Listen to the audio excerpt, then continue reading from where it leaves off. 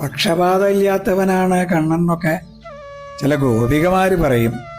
കണ്ണന് നല്ല പക്ഷപാതമുണ്ട്. അവനിഷ്ടമുള്ളവരോട് പ്രത്യേക സ്നേഹ. അവർക്ക് എന്തും കൊടുക്കും.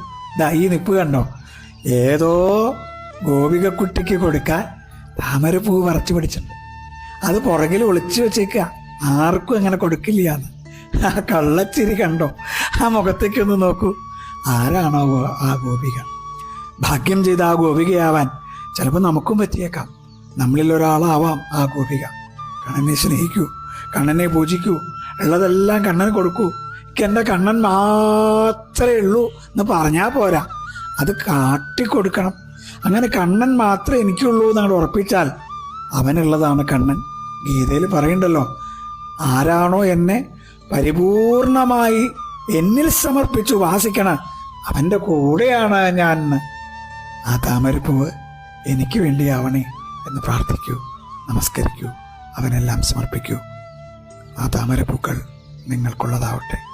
കൃഷ്ണ ഗുരുവായൂരപ്പ.